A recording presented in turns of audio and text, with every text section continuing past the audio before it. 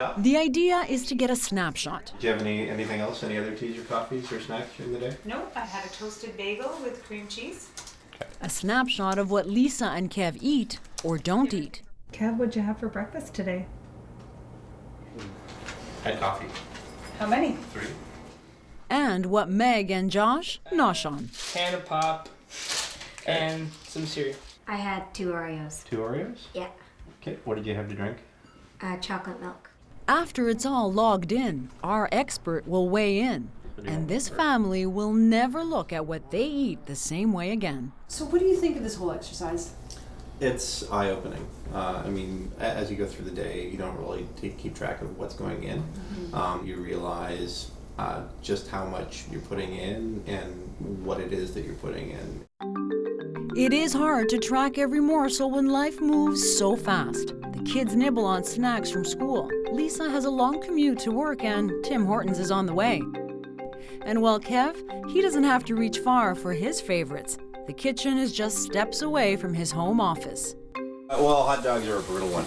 You put the hot dogs in the bun, you put it in the microwave for 1 minute and 40 seconds, they're perfectly done, put some ketchup on it, and you're like 3 minutes and you're off to the races. You've got this down to a science. Unfortunately, yes. So hot dogs aside, how healthy or unhealthy are our family's food choices? We asked Dr. Yanni Friedhoff, family doctor turned weight loss guru, for help. Friedhoff has online access to our family's food diary. On average, in studies that have been done, people underestimate using a food diary by about 20%. If you add 20% of calories to each of these folks' calories for the week, they would in fact be consuming close to a meal more calories per day. In fact, studies show in the last 30 years, Canadians are consuming an entire extra meal a day in calories. A whopping 65% of us are overweight or obese. It is an hour of vigorous activity that would burn sort of a meal's worth of calories. I think calories matter much more. The ones that we're consuming have a much greater impact on our weights than the calories we are or aren't burning. That seems like a pretty high sodium count there. They have to put the taste somewhere, I guess. But how calorie-wise are we? Most of us don't have a clue. Do you know how many calories you consume a day? No, I don't. Do you know how many calories are in the stuff that you've bought today?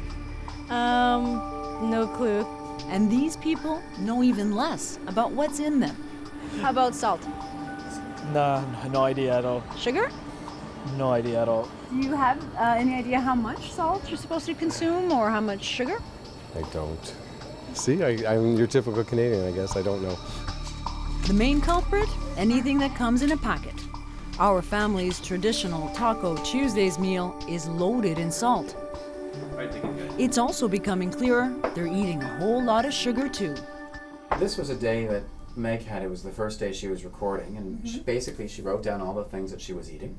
And she was very accurate. She even counted how many Smarties she had. 56. That's right.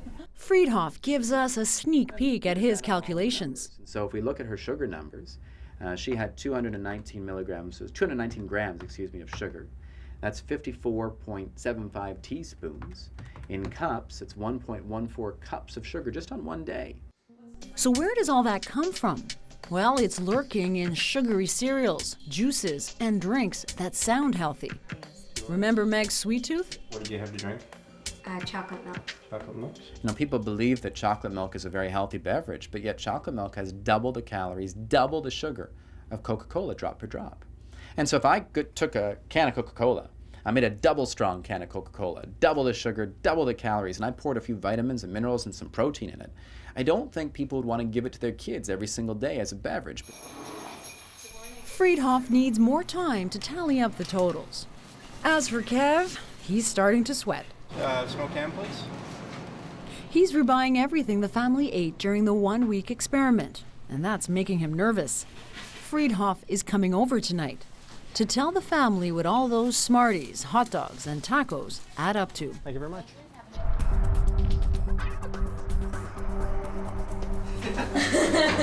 Come on, right in. It's not scary yet. It's about to get scary. Once the family finds out, they consume about 9 pounds of sugar in a single week. This is gonna hurt. Only a little bit. Okay, a lot. I don't even want to look. Good. So, Oh my gosh. so this is 17 cups of sugar. It's roughly 9 pounds of sugar. And there are some days, Meg, that you had one day where you had almost half of your day's calories come from sugar.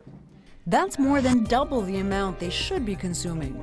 And believe it or not, that's about I average. feel like I need to burn the dino eggs and just get rid of all of that sugary cereal and always just the change dino things, eggs. you know? So. And that's not all.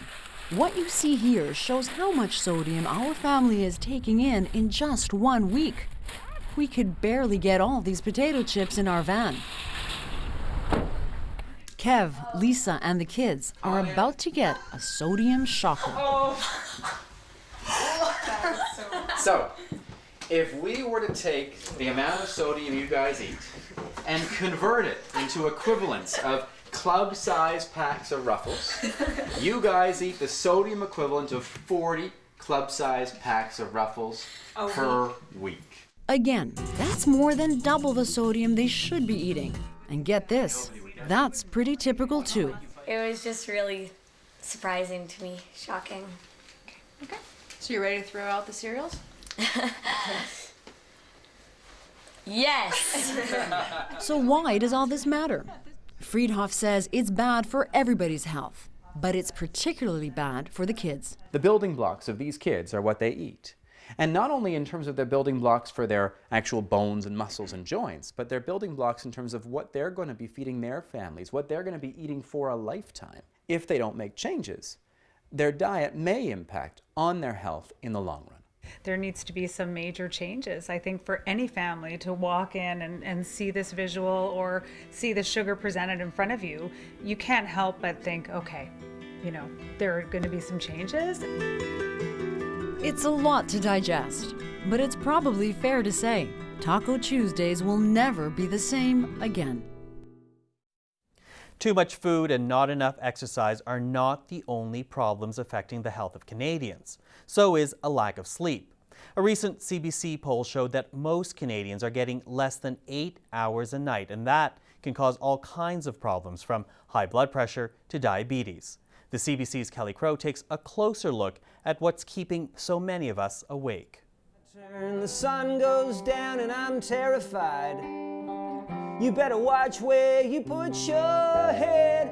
You gotta get it when the getting's right. You gotta get it. You gotta get sleep. Every time I sleep, I toss and I turn. The sun. Not easy for musician Luc Doucette. I've been carrying this insomnia around with me for 25 years. He's not the only one. The CBC poll showed that 6 out of 10 Canadians get less than 8 hours sleep, and well over half of us are walking around tired. It's nice to know that this is not just me, that I'm not crazy. What's the cause? In the poll, more than a third said they don't have enough time to sleep as much as they'd like. The experts blame it on our wired world. I blame it on the artificial light, which allows us to do a lot of things, such as watch television, or play on the computer, or even do more work, longer work, more intense work. But sleep experts say we're hurting ourselves. It still does affect our performance, our ability to pay attention, our ability to remember things, our response to stress. I can't be as sharp as I want to be, or I'm not as kind as I think, or as patient as I should be. I mean, I think I've taken my insomnia out on a number of Air Canada / WestJet employees. I apologize. For Luc Doucette, it's been years of searching for the secret to a good night's sleep. He hasn't had caffeine for 15 years, and lately he's taken up marathon running. I noticed improvements in my sleep patterns immediately. Yeah, really significant. I mean, you exhaust yourself when you run 50 or 60 or 70 kilometers a week. Earplugs, face mask, noise-canceling headphones. But even that doesn't guarantee a good night's sleep. Research shows people who sleep less eat more fatty foods. We tend to crave more caloric foods, different type of foods, and more food when we are sleep deprived. And beauty sleep is no longer a myth. It's been scientifically proven. A study asked observers to rate the attractiveness of the sleep deprived. The result, the sleep-deprived were rated as looking less healthy and less attractive. I think sleep is often perceived as being lazy, where to me it is just looking after yourself, just like exercising and eating well. If the sun goes down and I'm alright, you better watch where you put your head. You gotta get it when the getting's right. You gotta get it. You gotta get sleep. The experts insist your health depends on it. You lay your full head down. Kelly Crow, CBC News, Hamilton. Eat well, exercise, get enough sleep, live a healthier and longer life. And that is News in Review. Don't forget to check out our website at newsinreview.cbclearning.ca. I'm Michael Serapio. Thanks for watching.